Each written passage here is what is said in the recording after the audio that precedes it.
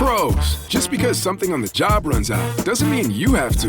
Order it on the Lowe's app. My Lowe's Pro Rewards members get free same-day delivery on eligible orders over $25. Get the fasteners, hardware, or tools you need to keep the job moving. Order by 2 p.m. and get eligible in-stock items delivered right to your job site by 8 p.m. Members get more at Lowe's. Loyalty program subject to terms and conditions. Subject to availability. Restrictions and terms at lowes.com/shipping terms. Subject to change. No me vas a pedir que lea nada, ¿no? Porque como no veo, yo es que disimulo mucho la presbicia. Me encanta esto, porque viene mucho con lo que tenemos que hablar. Yo nunca me he puesto las gafas en público. ¿Cuántos años tienes tú? 45. Eres joven. Yo tengo 50. Hola, soy Marta García Ayer y vamos a hacer una pausa sobre el absurdo empeño en intentar detener el tiempo, sobre cómo hemos divinizado la juventud. A medida que pasan los años, nos resistimos a renunciar a ella, aunque ella ya haya renunciado a nosotros. O sea que no vamos a hablar de los jóvenes de hoy, sino de los de siempre, de los que tenemos la edad correcta.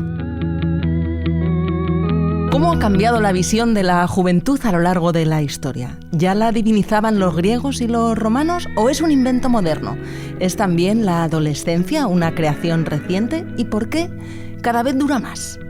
¿Qué nos está pasando para que a ratos pueda juntarse la adolescencia con la crisis de la mediana edad? ¿Cuándo la angustia vital pasó a ser un proyecto cultural consumible? ¿Con Peter Pan, con James Dean o con Crepúsculo? ¿Y es el deseo de eterna juventud una resistencia al envejecimiento o más bien una lógica de mercado, muy rentable por cierto, que idolatra a lo joven para sacarnos la pasta? ¿Qué significa realmente carpe diem? Pues hoy nos vamos a poner cinéfilas, a repasar cómo la idea de la juventud se ha ido transformando en las pantallas y cuándo empieza la nostalgia de la juventud como género cinematográfico, porque no siempre estuvo ahí. Y para ello tenemos aquí una guionista de cine, Silvia Herreros de Tejada. Bienvenida, Silvia. Gracias. Ahora me cuentas cómo el siglo XX convirtió la inmadurez en una fantasía aspiracional, que bastante bien estamos para de donde venimos. Pero antes te voy a contar una historia.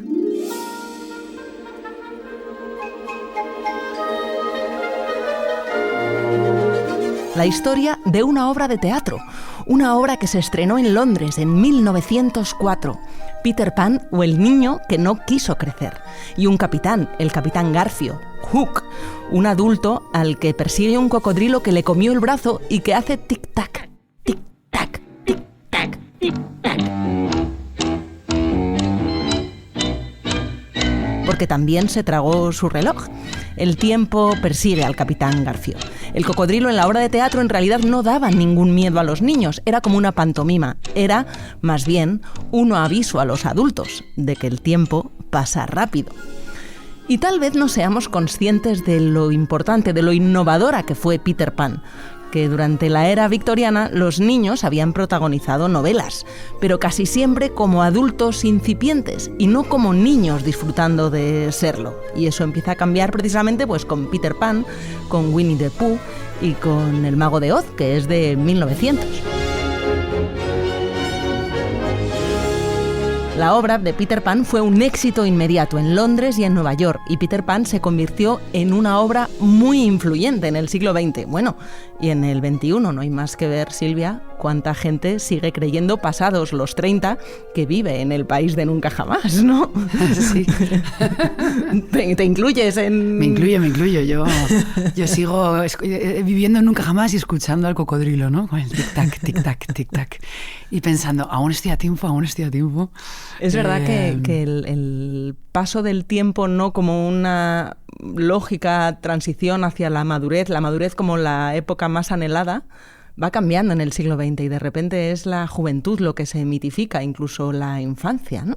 Bueno, es que justo Peter Pan es como la idealización tanto de la infancia como de la juventud, porque no quedaba nunca muy claro qué edad tenía exactamente, ¿no? Entonces luego ya se han hecho un montón de versiones en el cine, por ejemplo la de Disney. ¡Vengan conmigo! ¡Vámonos! Parece más niño, pero hay una maravillosa de P.J. Hogan en la que es ya adolescente, ¿no? Forget them all.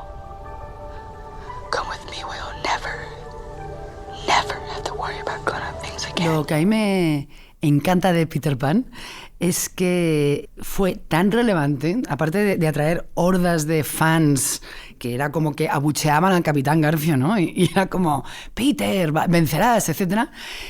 Como que se creó hasta un síndrome psicológico, ¿no? Claro, acuña el síndrome de Peter Pan. El síndrome que se acuña en los años 80 y que es el creador del cliché de la mediana edad masculina. Que Dan Kiley, ¿no?, escribió como uno de los primeros libros de autoayuda que venden un montón y dice por qué adultos se empeñan en quedarse estancados en Peter Pan. ¿Y eso en qué década es? ¿En qué década se acuña? En los años 80 del siglo XX. O sea, hace 50 años. El síndrome de Peter Pan. El síndrome de Peter Pan. Pero hasta entonces apenas se había hablado de la crisis de la mediana edad. Fíjate, me resulta súper interesante, lo cuentas en tu libro, en Juvencolía, que en el teatro, cuando se estrena, cuando es ese éxito inmediato en 1904, 1905, sí. La obra de teatro de Peter Pan, que mucha gente no sabe que nació como una obra de teatro. Nace como una obra de teatro. La gente que dices que abucheaba al Capitán Garfio, también gritaban emocionados, como si fuera un cántico feliz, morir será una aventura formidable. Que era lo que le decían para desafiarle, ¿no? Al Capitán Garfio. Sí. Y que, sin embargo, si esto es 1904, cuando década y pico más tarde empieza la Primera Guerra Mundial... Claro, el autor J.M. Barrie tiene que suprimir esa frase porque toda una generación entera de juventud en la era eduardiana fue a morir a la guerra, ¿no? De hecho, la batalla del Somme, que no me acuerdo exactamente de las bajas que hubo de soldados británicos, pero era una cosa en plan 200.000. Era la más mortífera. Murieron 1 millón de jóvenes en total, pero británicos 200.000. Entonces, esta obra que se reponía todo el rato, claro, no se podía decir morir será una aventura formidable, ¿no? De hecho, las guerras mundiales tienen mucho que ver con la idealización que se ha hecho la juventud en el siglo XX. Claro, es que me parece muy interesante. Damos por hecho que estos conceptos que tenemos ahora, el de la juventud, la niñez, la adolescencia. Pero, sin embargo, en el siglo XIX, si pensamos en la niñez retratada por Dickens, por ejemplo, de los niños sin derechos, Claro, Oliver Twist, ¿no? Es un ejemplo. Tiene sentido que sea ya en los albores del siglo XX, cuando la infancia se reivindica porque de repente se la dota de derecho a existir, ya no se les puede tratar como si fueran adultos, no se les puede hacer trabajar, no se les puede meter no se les puede prisión. explotar y no se puede considerarlos como adultos en miniatura. Que era lo que se hacía, hasta antes de ayer. Sí, hasta, claro. Por ejemplo, en el siglo XVIII hay un montón de cuadros donde se veían niños pequeños vestidos como adultos. Ni siquiera había como una ropa específica para niños.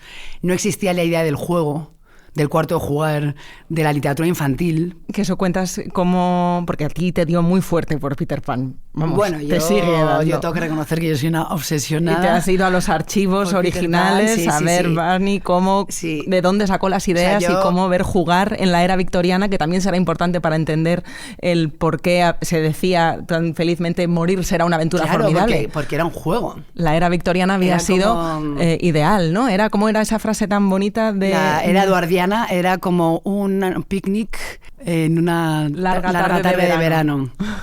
Fue como los felices años 20, ¿no? O sea, esto fue justo antes de la Primera Guerra Mundial, pero es como esa época dorada de inocencia, hedonismo, que viene después de la industrialización. Y de repente la juventud...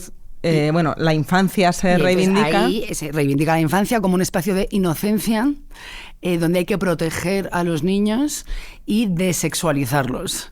Y entonces tiene mucho que ver con las sociedades disciplinarias y la creación de edificios disciplinarios como fábricas, escuelas, hospitales.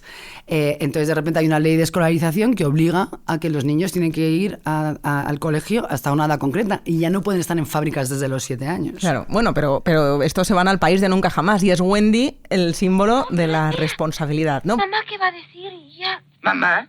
¿Qué es mamá? Pero... Por muy niños que seamos, siempre tiene que haber alguien que cuida del resto. Y es una niña, claro. Tú serás nuestra madre. Ven. Espera un momento. Tengo que llevar ropa y dejarles dicho cuando regreso, porque no puedo estarme muchos días. Y luego tengo que... Oh, pero ir contigo. Me siento tan contenta que... Es verdad que se favorecía más como la infancia masculina, digamos. La del juego era esa, ¿no? La del juego era un poco más esa. Como que Wendy es un poco el símbolo de la disciplina. Peter y los chicos perdidos es como esta nueva infancia, ¿no? Como que se dedica al juego y a no crecer. Y empieza a surgir esa idea de que crecer es un rollo. Como que convertirse en un adulto es un rollo, ser convencional y hacer lo que hacen los demás adultos, qué aburrido, ¿no? Es como que Peter Pan escucha a sus padres cuando es bebé decir lo que se espera de él, que es pues crecer, ir a trabajar a una oficina, casarse y luego envejecer y morir. Y dice, qué rollo, ¿no? En serio, yo lo que quiero es jugando, jugar. Claro. Y entonces todo esto en realidad es como un resumen perfecto de lo que nos sucede ahora. Bueno, y del argumento de tantas películas Disney, porque claro, luego claro. esto en el siglo XX lo vemos transformado en espejito, espejito. Sabio espejo, consejero. Saber quién es la más hermosa aquí. Claro. Y ahí el verdadero conflicto, tú que eres guionista y al final que más le gusta a un guionista que un buen conflicto, son las princesas luchando contra la edad. Pues es la edad, el malo es la edad, es la mayor, la vieja. Claro, es como que las princesas jóvenes buscan el amor y las reinas viejas buscan la juventud. Claro. Entonces mira, la chispa inicial de escribir este libro fue viendo con mi hijo una película que se llama Enredados, que es Rapunzel, y que hay una bruja maravillosa que se llama la madre Gothel, que le roba a Rapunzel para robarle el pelo y tener el secreto de la eterna juventud. Y me acuerdo perfectamente de estar viendo la película con mi niño y la bruja cantaba algo así como brilla linda flor, dame tu poder, vuelve el tiempo atrás, torna lo que ella fue. Y yo pensé, ostras, ¿cómo entiendo a esta bruja? Y sentía como de repente una melancolía, Marta. No me extraña. Que mi libro se llama Juvencolía porque de repente pensé, ostras, es que entiendo a esta bruja. Claro, pero es que los niños sobre todo los que nos hemos ido criando con películas Disney, claro. Básicamente todos los niños de la segunda mitad del siglo XX, crecimos con la idea de que envejecer es el villano, ¿no? Porque le pasa a la sirena. Es como fracasar. Es el fracaso, es el claro. fracaso. Esa educación está ahí, clarísimamente. Claro, porque eso está ahí en La Sirenita, en Enredados, que es más reciente, pero bueno, en Blancanieves, en Cenicienta, en todas. En La Sirenita, ¿no? Renuncia a la identidad. Mayor es como la bruja, por resentida, además. Exacto, como resentida, como oscurecida, constreñida, ¿no? Y como odiando siempre a la princesa. Y eso no joven. es enseñarle a los niños, no es enseñarle a los niños, tú lo verías a través de los ojos de tu hijo, que crecer es perder valor social. Claro, en el momento que estamos viendo eso desde niñas, identificamos que ser mayor, ser vieja, por decirlo así, más es fracasar, es no tener poder, es perder como perder el enemigo del cuento de la juventud, ¿no? El villano del cuento siempre es el viejo. Paso del tiempo. Es el paso del tiempo. Es el paso del tiempo, bueno, es la fealdad asociada al paso del tiempo. Entonces, pero es que esto, claro, bastante bien estamos, te lo digo, claro, Silvia, ¿de dónde venimos? Claro, entonces la metáfora del espejo, ¿no? Como de la reina de Blancanieves diciendo, espejito, espejito, dime una cosa, ¿quién es de este reino la más hermosa? Es una anticipación de la cultura selfie. Completamente. Chica, lo hubiera arreglado con un buen filtro de Instagram. Ahora estamos en Instagram haciendo el juego de espejito, espejito. Yo soy la más hermosa. Me pongo el filtro. A que no dirías nunca que tengo 50 años. Este es el rollo que llevamos. O sea, es que nos hemos convertido en las reinas de Blancanieves. Y además, a mí me interesa mucho Blancanieves porque cuando se escribió un libro feminista en los 70 que se llamaba La loca en el desván, un clasicazo, que es el clasicazo feminista, ¿no? Junto con No me gusta mi cuello de Nora Ephron. Exacto. Decían, llega un momento en el que la verdadera empatía que sientes viendo la historia de Blancanieves es por la reina. O sea, y realmente es la heroína de esa historia, ¿no? Porque todas las que hemos sido madrastras alguna vez, desde luego la reivindicamos. Exacto, reivindicamos su lucha contra el tiempo, ¿no? Que es lo que se lleva haciendo, como decías tú antes, desde los mitos griegos. Que fíjate, no quiere capital político, no quiere una conquista, no quiere poder. Quiere su belleza del quiere pasado. volver atrás en el tiempo, el tic-tac que escuchaba el Capitán Garfio. ¿Qué otra cosa quiere el Capitán Garfio? ¿Por qué odia tanto el Capitán Garfio a Peter Pan? O sea, el Capitán Garfio tiene crisis de mediana edad también. Hombre, totalmente. Además, para empezar, él odia a Peter Pan porque representa el joven que él fue y que ya nunca más va a poder volver a ser, ¿no? Entonces no lo puede soportar. Es como el alter ego. ¿Y tú quién eres? ¿no? Le pregunta Exacto. a Pan. Y Pan, él dice, ¿tú quién eres? dice, soy juventud, soy alegría, soy un pajarito que ha salido del cascarón. Y dice a Barry en las acotaciones de la obra de teatro, dice, claro que Peter Pan no tenía ni la menor idea de quién era, pero el Capitán Garfio sí lo sabía, ¿no? La sombra de su juventud perdida. que es una maravilla. Entonces nos pasamos la infancia odiando al Capitán Garfio y hablando de este terrible pirata, y de repente cumples una edad que dices, soy el Capitán Garfio. En la versión de Hook, Claro, por la ejemplo, película Hook de Steven Spielberg. Sí, que era Maravilla de Dustin película. Hoffman, ¿no? Era Dustin Hoffman, era Hook, sí. I've waited long to shake your hand with this. Peter Pan, prepare to meet thy doom. Dark and sinister man, have at thee.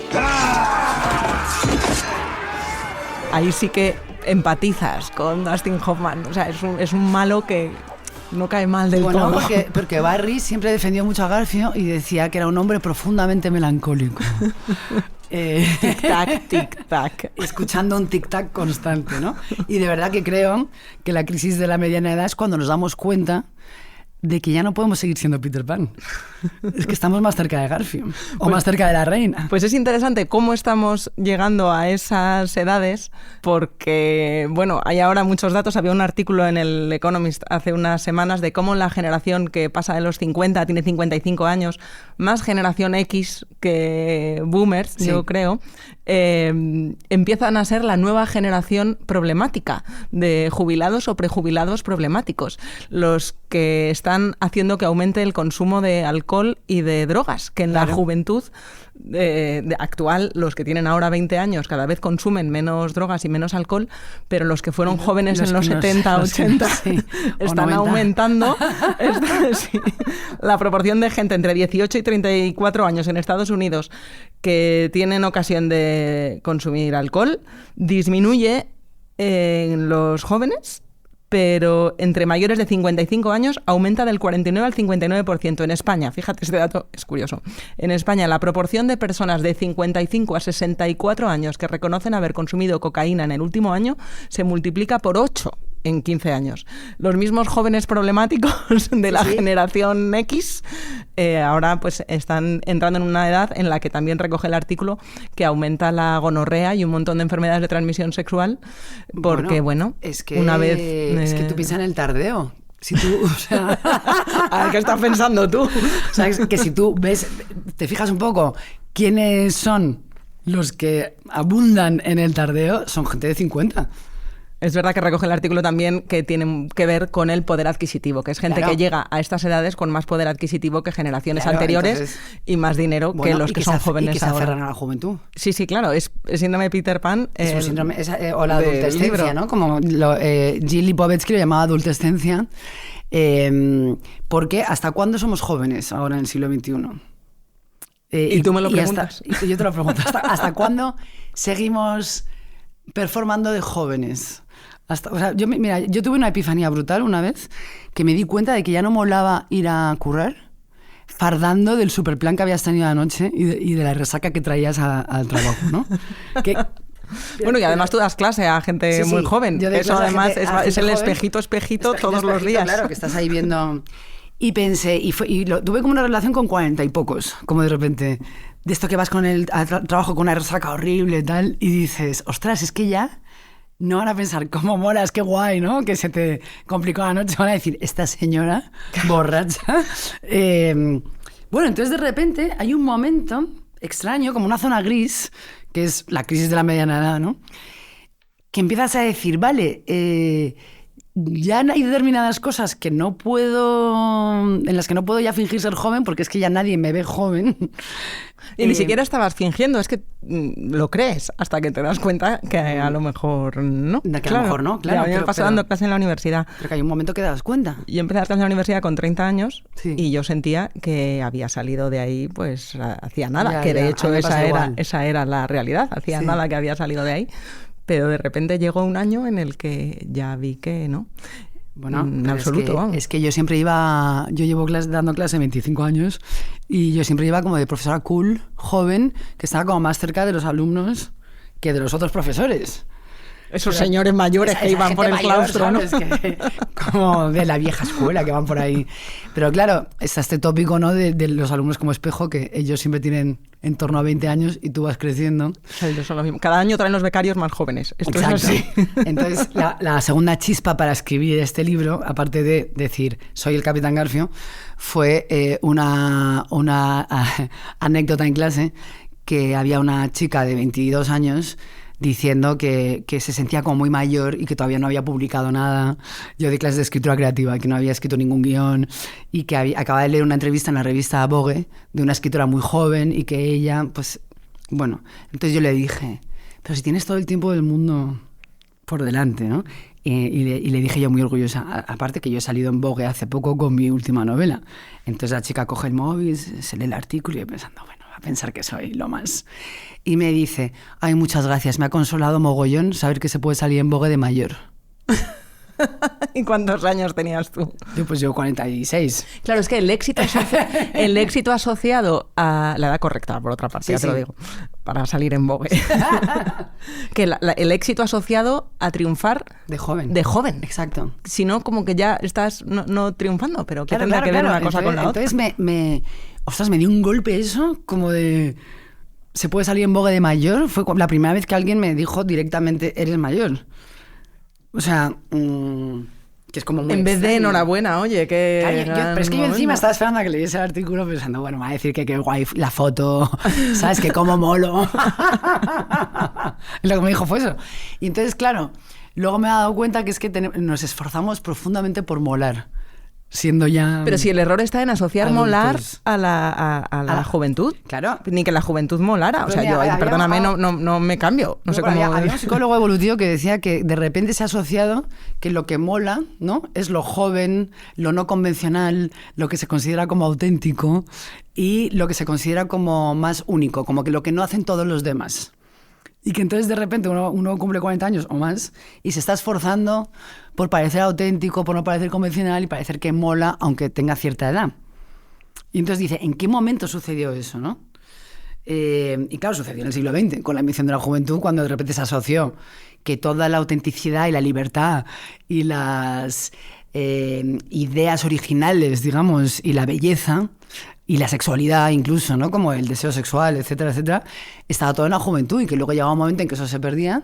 ¿Y en qué momento entonces se mitifica? Igual que estábamos datando cuando se inventa la infancia como etapa y se reivindica, o sea, niños siempre hubo, pero no siempre tuvieron derecho a serlo.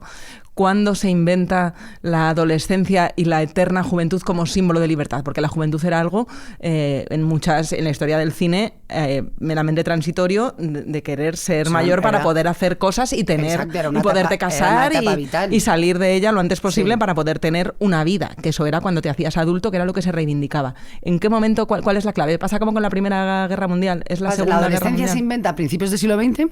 Vamos, se inventa porque siempre hubo adolescencias, vamos, se acuñó el término adolescencia.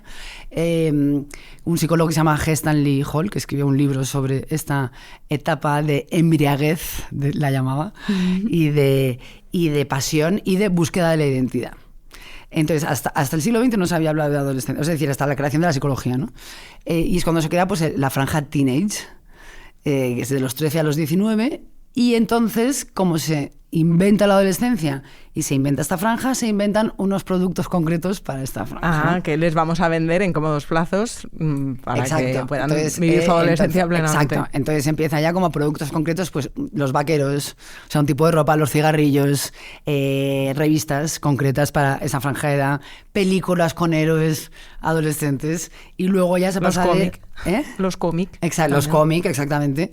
Entonces se convierte como en un producto, ¿no? Todo el tema adolescente. Y después de la adolescencia viene una etapa un poco más tranquila, que es la frontera, que es cuando ya tienes la promesa de lo que vas a ser, que ya es la juventud y que es como la flor de la vida, ¿no? O sea, que la adolescencia todavía se considera un periodo complejo y la juventud, que es en torno desde los 19 a los 25, es ese momento en el que tú ya has decidido quién eres, ¿no? Y tienes toda la posibilidad por delante, toda la oportunidad. Pero estaba pensando en Esplendor en la hierba, por ejemplo. Sí, honey. Do you think you still love him? Donde la juventud además se vive con cierto tormento de clásico del cine, de la historia de amor que es asociado a esa etapa. Bueno, claro, el primer amor. No, nothing can bring back the hour of splendor in the grass. Que es una película en realidad ambientada en los años 20, ¿no? Sí. Pero rodada mucho después. Y esa escena final con Warren Beatty y Natalie Portman, ¿no? Como que lo que hace es idealizar de manera alucinante aquellos primeros amores. Es que a mí me parece que la juventud es una ficción en realidad. Bueno, es que esa intensidad, por favor, O sea, ¿quién quiere que dure tanto? ¡Qué agotamiento! ¿no? Para empezar, a ver, a mí la intensidad juvenil yo la echo de menos. Pero no me falta, rato, ¿no? no me falta. Porque luego, o sea, como la juventud y la mediana edad tienen ahí como cosas en común, la adolescencia y la mediana edad. Si es que se juntan, sí. las hormonas se nos amontonan. Exacto. Mira, yo tengo una amiga que una vez estaba dando clases a unos adolescentes y están todos revolucionados con las hormonas y les dijo ella: oye, que yo estoy igual que vosotros, ¿eh? Con el tema hormonal, o sea... Mis hormonas contra las tuyas. Mis hormonas contra las tuyas. Pero bueno, Esplendor en la hierba es un ejemplo precioso de cuando se empezó a sentir esta melancolía por la juventud perdida, ¿no? Como pensar, esa fue la época de inocencia, de pureza, y ya nunca más voy a volver a vivir nada igual. Pero esto tiene, porque era a principios de los años 60, que también hay claro, entonces esto tiene West mucho Side que ver. Story, hay muchas películas. Tiene que ver, para empezar, con el romanticismo del siglo XIX, que coincide un poco con la invención de la infancia y con esa idea de que la juventud y volver a la juventud y morir joven es mejor que marchitarse en la edad adulta, ¿no? Marchitarse, de verdad. Bueno, eso es lo que decían los románticos, marchitarse en la edad adulta. A ver, marchitarnos nos marchitamos. No. Un poco. Vamos acumulando experiencia y sabiduría. Y de ese carro no me bajo. Sí, pero se refiere un poco al tema físico, a la belleza, ¿no? Como la belleza a la juventud. Hombre, si asocias belleza a tener acné, pues mira, sí. No, pero se refiere a la belleza, pues como la belleza de Keats, de Wordsworth, ¿no? Como de los Coleridge, Byron, Shelley, ¿no? Como esta película, ¿tú acuerdas de una película que se llama Remando al viento? Remando al viento, claro. Que yo recuerdo verla de muy joven y pensar, wow, los románticos, ¿no? Y que estaban luchando por causas justas y luego todos morían jóvenes de tuberculosis. Durante muchos años se asociaba... Bueno, y el Club de los 27 también, claro, el ¿no? Club de los 27 como morir con la belleza intacta de la juventud, Que ¿no? era Jim Morrison, James Dean, Janis Joplin... y Kurt Cobain, esto ya después. Kurt Cobain después.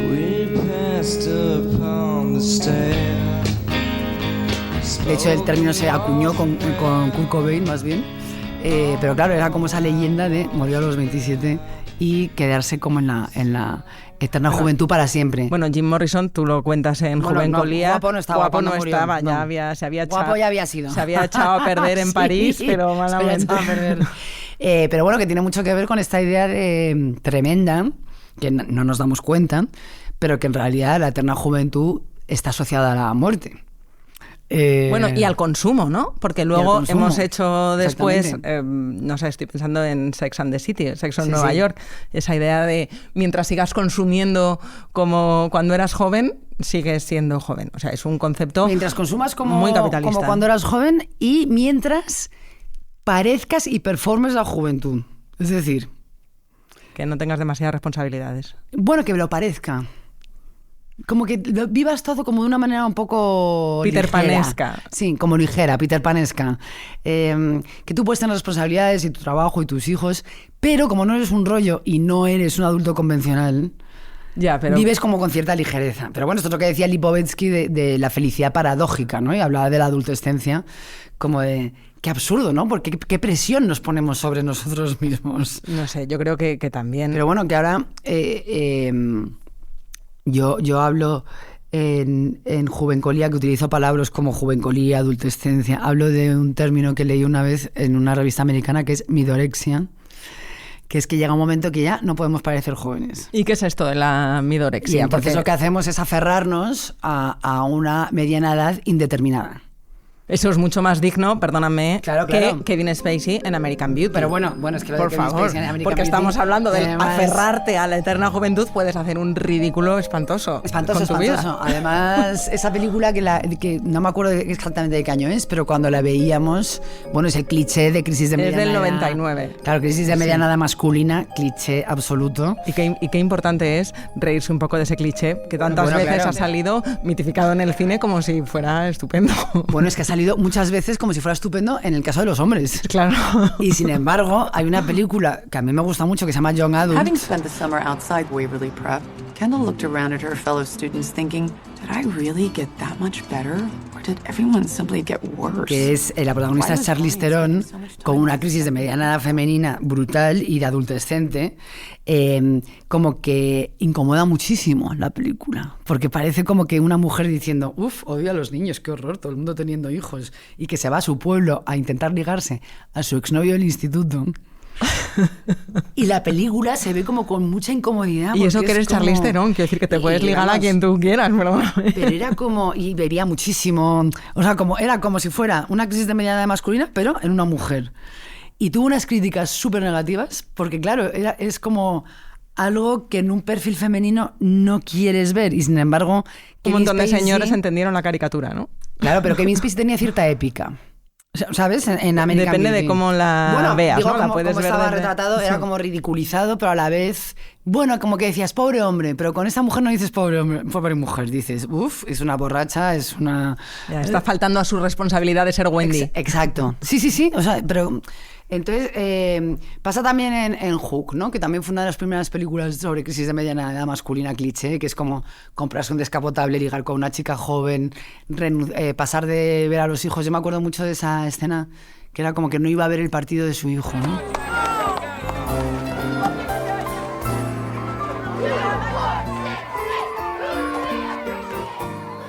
Bueno, claro, es como mítica. Esa escena, ese cliché, tú enseñarás en clase que está gastado ya. Absoluto. Ese ya no. Y era como que se había olvidado de su auténtico yo. Entonces, ahora mismo asociamos de alguna manera que al envejecer vas dejando atrás a tu verdadera esencia. Que es lo que se contaba en esa película. Es como Peter Banning, que lo llamaban Peter Banning, se olvidó de que fue Peter Pan. Entonces, para poder reconectar con su verdadero yo, tiene que volver a ser tu verdadero Peter Pan. Yo eras cuando tenías 11 años. No, y los sueños 14, que tenías con 11 años, ¿qué sabías de la vida? Con 11 años, es como, pero ese era el mensaje de la película. Es como el verdadero yo estaba... Mi verdadero yo siempre quiso un deportivo rojo. Tengo que reconectar con el deportivo como rojo. Que tenía una ridiculez, ¿no? Como de crisis de mediana edad, que bueno, que también hay que reírse de ella y creo que hay que reírse mucho de los clichés actuales de nosotras mismas, por favor. Bueno, Bridget Jones lo hace... Bridget Jones lo hacía de manera magistral. Claro. ¿Cuál es tu escena favorita de Bridget Jones? Bueno, por supuesto, cuando pone la canción y se pone a llorar. All by myself. All by myself. Cuando hace su momento de autodestrucción y llora y come helado de chocolate y ve la película. Yo creo que la mía es la de la braga faja. También. Greatly increased by wearing these. Scary stomach holding in pants, very popular. Por favor. Sí. Tricky. Very tricky. Porque es querer parecer, ¿no? Sí. Pero decir, bueno, es que me viene bien que me tape Michelin. Sí, pero bueno, yo observo mucho las crisis de mediana edad a mi alrededor y me divierten mucho. Vamos, has hecho un libro para ir alrededor, pero de darme cuenta de los clichés míos, ¿no? Cuando empiezas de repente en todas las conversaciones a hablar de si tomas gluten, si tomas lactosa. Bueno, hemos hecho un episodio de pausa que lo ha megapetado sobre los suplementos que tomamos cada uno. Bueno, aparte, entonces es como... Y el del oftalmólogo lo hacemos en un par de semanas. Yo tengo un problema con la presbicia que ¿cuánto cuesta disimularla? Joder, ya me paso la vida disimulando que tengo presbicia. Entonces cuando ya el brazo no te da, ¿no? O sea, es como que no me pongo las gafas en clase, por ejemplo, ¿no? Y me río de mí misma de decir, a ver, vamos a ver, ¿sabes? Pero eso, y a mí me pasa una cosa como que nunca dejo el bolso ya en una silla en un bar, porque piensan a ver si me van a robar, pienso, ¿no? Que era una cosa que cuando era joven dejaba el bolso y me iba a ir a la otra esquina del bar y no estaba pensando en que me robaran el bolso. Pero bueno, un montón de clichés de ese tipo, o pintarse las uñas de colores extravagantes, ¿no? Las traes de un verde como que precioso. Parece que queda joven. Bueno, todo ese tipo de... Luego decir, ¿me pongo Botox o no me pongo Botox? O sea, como todos estos dilemas que pensabas antes, como es la señora. Pero ponerte ¿no? Botox en realidad no pareces más joven, lo que pareces es, entras en esa edad que dices que es la edad indeterminada. La edad indeterminada en la que de repente, el otro día estaba yo en un funeral y veía a las señoras y decía, todas son iguales. Claro, ¿qué edad tienen? Pues entre 40 y 60. 60. Claro. Por supuesto, siempre mejor si te echan 40. ¿eh? Pero bueno, que estamos cayendo en una especie de fantasmagoría extraña. Pero vamos a reivindicar la magia que tiene cada etapa, rostro, ¿no? Claro, por cierto, rostro. que luego va cambiando mucho en el cine. la misma edad no es la misma edad en todas las décadas. No, porque caer en la cuenta que la edad que tienen las chicas de oro... Bueno. Barry es el hombre que yo siempre había soñado que fuese el primero. ¿El primero en qué? En pisar la luna, Rose. Mi primer amante. ¿Y qué pasó? Stanley. Eso es lo que pasó. Stanley. Fui a Las chicas de oro, esa serie magistral de los 80. Sí. Es la edad que tienen las de Sexo en Nueva York. Ellas están performando la vejez. Pero bueno, que tenían 50 y pues pocos. Sí, 50 y pocos, claro. Pero igual que las de Sexo en Nueva York nos enseñaron a performar la juventud, de alguna manera, ¿no?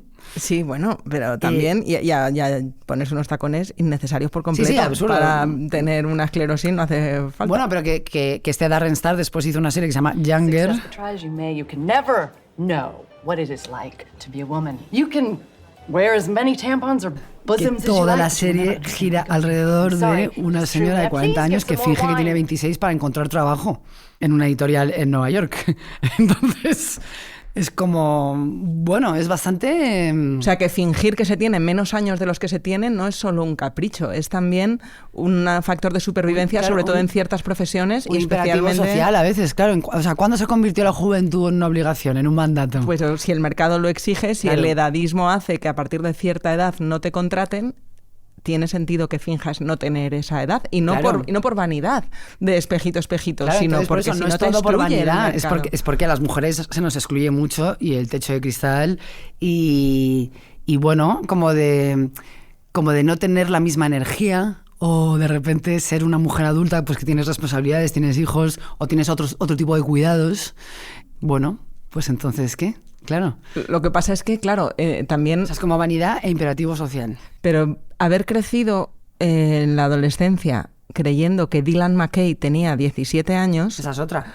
Pues claro que te distorsiona la percepción de la edad, pero si tenía 30 y pico. ¿Por qué cortó contigo así? Lo que me gustaba a mí, Dylan sí, yo McKay. también era más de Dylan que de Brandon. Me encantaba. Brenda, no le cuentes a tu hermano que me puse así. No lo haré.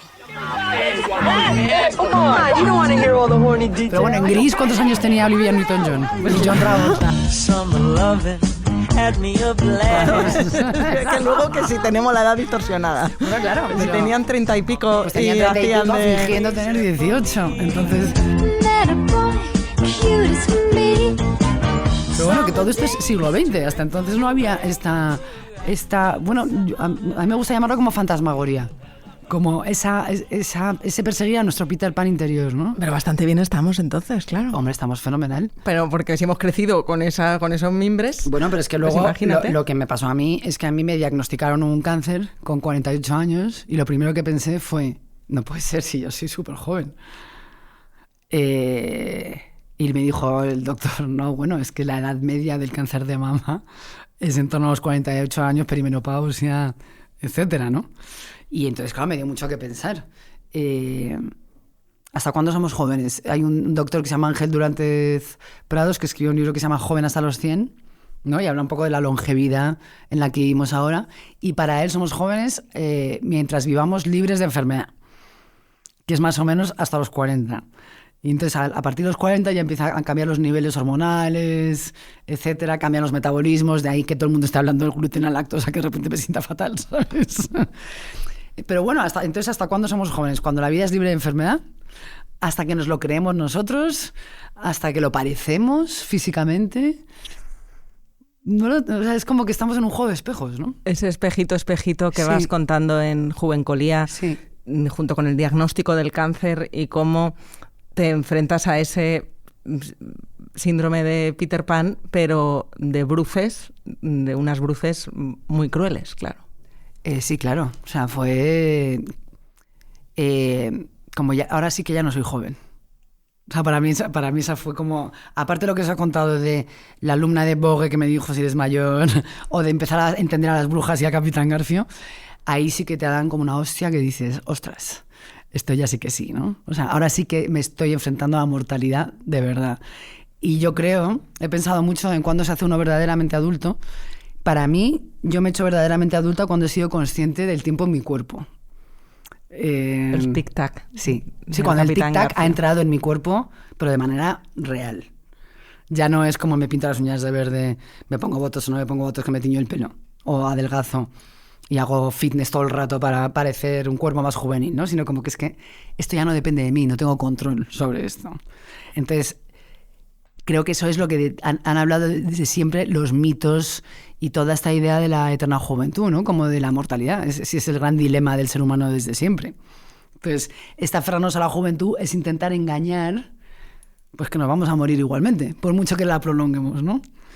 O sea, ya estaba en la historia de Eos y Títono, que es una historia maravillosa. Por favor, cuéntanos la historia de cómo en los dioses griegos, que tampoco es una invención tan del capitalismo. No, por eso que desde siempre los dioses griegos ya estaban separados los dioses eran inmortales, ¿no? Y luego estaban los mortales, de los que a veces se enamoraban. Y eso le pasó a Eos. Y eso es lo que le pasó a Eos, que era la diosa de la aurora, que se enamoró de un joven héroe troyano que se llamaba Títono, y le ponía tanto a Títono que quiso yacer junto a él para siempre, ¿no? Así se cuenta en el mito. Y le suplicó a Zeus que le concediera la inmortalidad, pero se le olvidó pedirle que le concediera también la eterna juventud. De manera que Eos asistió al progresivo deterioro de Títono, hasta se quedó calvo, adelgazó, dejó de tolerar los alimentos, se le cayeron los dientes. Iba menguando, iba haciéndose pequeñito, hasta que se convirtió en una chicharra, y Eos acabó odiándolo tanto que lo encerró en una habitación y no quiso verlo nunca más, ¿no? Pero oía la cigarra. Y oía la cigarra como chi, chi, chi, chi. Entonces yo me pregunto, ¿qué cantaría, no? Que era el tic-tac, si hubiera habido tic-tac, claro, entonces tic-tac. habría sido tic-tac. ¿Pero qué cantaba Títono? Canta, ¿quiero morirme o quiero ser joven para siempre? Ya era una parábola de la longevidad, de no desees la longevidad, desea la salud. ¿Qué es lo que nos da miedo, el deterioro físico o la muerte? Pero no hay un error ahí en vincular la salud a la juventud. Sí, claro que hay un error terrible de lo que hay que reivindicar es la salud en cada etapa. Hay que reivindicar la salud pues, en la longevidad, es decir, la salud en cada etapa, aprender que el cuerpo hay que cuidarlo. Que el tic-tac entra en el cuerpo. Entonces, está en nuestras manos manejar el tic-tac. No tenemos que ser eternamente jóvenes para ser bellos, para ir salvando a la gente desde la juventud. Me has hecho que me dé la vuelta a la percepción que yo tenía de una serie que nunca he vuelto a ver desde que se emitió hace 40 años. Autopista hacia el cielo. Bueno, que ese Michael Landon, jovencísimo, que venía a salvar a la gente de los problemas que tuviera, gente en apuros. Un ángel que tenía que ser joven, claro, que era joven y bello. Bueno, pero nunca se me había ocurrido verlo como un joven salvando a adultos de sus problemas, claro. A mí es que me parecía un horror Michael Landon. Yo recuerdo que a mi madre lo veíamos en los sábados o los domingos por la tarde. Y a mi madre le parecía súper sexy Michael Landon. Y decía, ojalá viniese Michael Landon a salvarme a mí, ¿no? Como de los problemas adultos. Entonces, claro, tenía que ser joven, bello, y venía a dar como una segunda oportunidad, ¿no? A los adultos. Pero es que esta idea del hombre que viene a salvar es Peter Pan también, ¿eh? Es decir, Peter Pan aparece por la ventana y se lleva a Wendy a un mundo donde se puede ser eternamente joven, donde se puede jugar para siempre. En defensa de Michael Landon diré que se podía haber ido de fiesta y iba a ir a ayudar a autostopistas por la carretera, que no era esa juventud desaforada. No, él iba a ayudar problemas. Iba a echar una mano, ¿no? Era como el equipo A, me gusta en defensa de Michael Landon. Pero bueno, es allá de ese ente sobrenatural que te viene a salvar, ¿no? Es verdad. Lo que pasa es que ¿puede estar cambiando la visión de la juventud como la etapa de despreocupación peterpanesca, sin problemas? Ahora, si pensamos en cómo ha ido cambiando desde el Beverly Hills 90-210, luego a Girls, que eran mucho más... Cada vez las series de adolescentes han ido atormentándose más. Euforia. Claro. Sí, que ahí no hay uno que esté bien. No, es que yo creo que nosotros hablo de los que estamos en la mediana edad. ¿En la edad correcta? En la midorexia. tenemos una idea de la juventud muy distinta a la que se tiene ahora de la juventud verdadera. Está asociada a la precariedad, a la ansiedad, al desconcierto total. Y más que como una libertad, es un poco prisionera de las expectativas que se tienen online de ellos. Exactamente. Es que y tienen yo no me cambiaba, ¿eh? No, yo tampoco. Tienen todo este escaparate en las redes sociales en los que tienen que estar demostrando todo el rato una vida, exhibiendo una vida.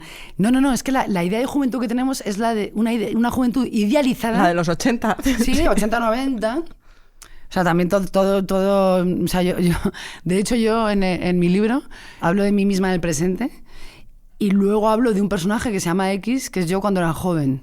Que es toda esta idealización del Erasmus de los 90, que también tenía mucho que ver con el despertar sexual en España en esa época. ¿Cuál es el mayor problema que tienen en Friends? ¿Cuál es el mayor drama? Bueno, ¿qué drama tiene esa gente? Pues que Ross, que si Ross no me hace caso. We were on a break. Coffee house. ¿Sabes? ¿Qué drama tienen? Bueno, en su y que apartamento a Joey no le daban Manhattan. papeles buenos de actor, pues ahí están en su apartamento de Manhattan. Y que Rachel empieza de camarera y acaba eso, ¿no? con Ralph Lauren. Claro, ¿qué es entonces yo creo que es que la idea de juventud del siglo XX la arrastramos los de nuestra generación.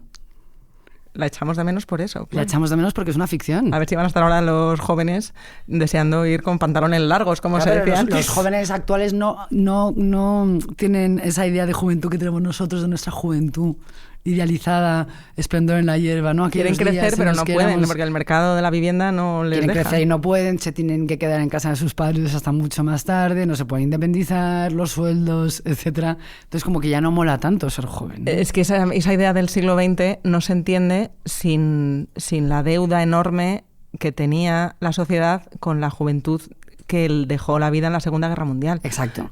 En los años 50 y 60 se mitifica, claro, y los hippies. Claro, los hippies, los beats, las protestas estudiantiles. Todo eso viene... ¿Tú te acuerdas de la película Soñadores de Bertolucci? I've seen you around. What are you, English? No, American.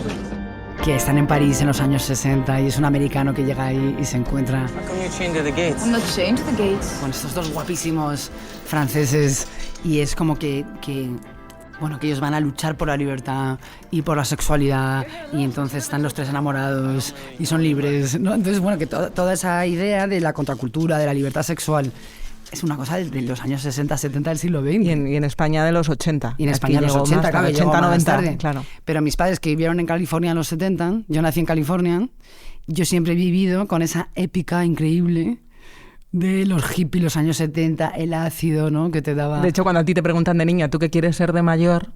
Yo quiero ser joven como mi madre en California. Sí, es que todo de Peter Pan. Claro, Silvia te viene de siempre. Porque además en mi casa siempre se escuchaba hablar de la juventud. Claro, tú piensas en los años de Franco aquí. Pues tú te ibas a Estados Unidos en los años 70 y aquello sí que era otra historia de juventud. Bueno, aquí teníamos historias del Cronen. Tranquilo, Carlos. ¿Qué pasa? Es que ya no ligas. En los 90. Sí, claro, historias del Cronen. Ya. Pues conmigo no duraste mucho. Porque tú no quisiste. Qué morro tienes. Sigues mintiendo muy bien. Madre mía, historias del Cronen. Nuestro reality bites. Sí, claro. Pero bueno, que me parece muy interesante esa idea de que la juventud idealizada es la nuestra, la de los de la mediana edad. Pues nada, vamos a tener que acabar esta pausa preguntándonos como Alicia en El País de las Maravillas, otra de esas niñas que se reivindica en época de Peter Pan. ¿Quién soy yo? ¿Y quién quiero ser? ¿Quién soy yo en el mundo y quién quiero ser? Sí, que es la gran pregunta que se hace en la adolescencia. ¿Quién soy yo? ¿Quién quiero ser? Y que en la mediana edad vuelve como el tic-tac de ¿quién estoy siendo? Que nos pasamos la vida preguntándonos qué queremos ser de mayor. ¿Estoy a tiempo de cambiar lo que no me gusta de mi vida? Entonces, por eso es como una crisis de espejo. Adolescencia, mediana edad, adultescencia. Una cosa, yo me veo con 60 años preguntándomelo todavía. Es una manera de crecer. De no parar de crecer. Bueno, y porque siempre estamos creciendo y siempre estamos en crisis y eso significa estar vivo, ¿no? ¿No es esa estar la en crisis. verdadera juventud? Yo creo tener que sí. Curiosidad y ganas de hacer cosas. Para mí sí. Para mí eso es la juvenescencia. Pues entonces no hay más que hablar. Sí. Yo te veo estupenda. Muchas gracias. Yo a ti también, ¿eh? Estás estupendísima. Porque tenemos la edad correcta.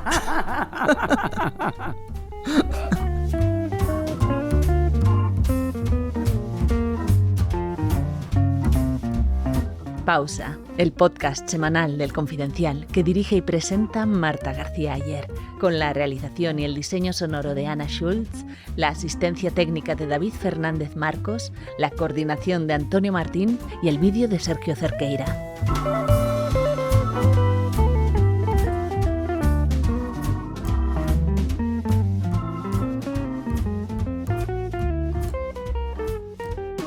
¿Cómo era? Que no te tatuabas... Hijos, que tatuabas ficciones, qué bonito.